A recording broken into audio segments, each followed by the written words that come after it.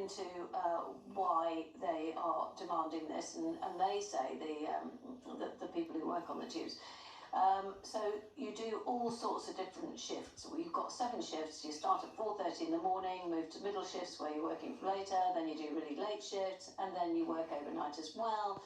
Constant cycle, bank holidays, weekends considered as normal working days. All of these things, I would say, lots of other people do. It's exhausting, and you get brain fog of fatigue. You never really recover. The only way to recover is to have more time off. Look, I mean, if there's an issue about rostering, they should discuss rostering. Exactly. Definitely fair to discuss that with TfL. Look, Yeah. I mean, the reason they're on strike is because, first of all, they've got excuse me, quite a lot of leverage. They can bring the capital to a halt. Yeah. But secondly, the history of this is Sadiq Khan gives in and finds more money. And that's what they're arguing for. They think, oh, if we carry on this strike, Sadiq Khan will come up with some money for us. They've offered 3.5%. Boris Johnson accused of misusing funds to help former prime ministers. Yes, this is we started yesterday, but there's a follow-up in the Eye today. And this is a suggestion that every former prime minister is given an allowance of £115,000 max a year to carry out public duties because they're still public figures. And what's emerged is that other former prime ministers either haven't taken the money, like Rishi Sunak, or they've taken the money and used it properly for public duties, as Tony Blair and Gordon Brown and Liz Truss appear to have done.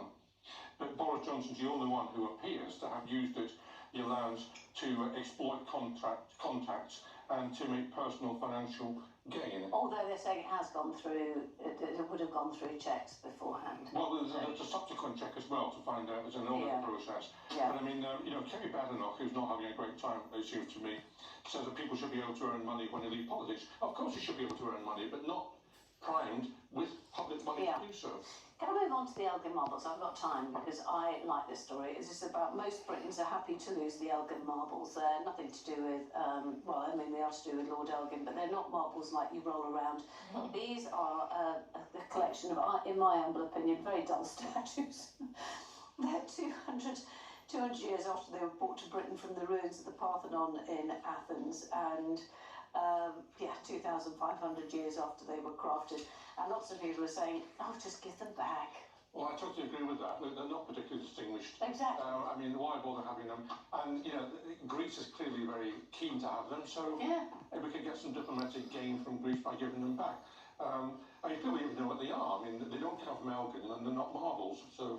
Yeah. I was about to say, I don't think if you were to... It's not marbles. Oh, no, all right. Oh, they are made of marble. They are made of marble. I love that Eamon suddenly going, what? Hold on a second, what are they made of? Plastic? Yeah. I don't think the average person on the street would even know what they are. Yeah, Exactly. exactly. Let us know what you think.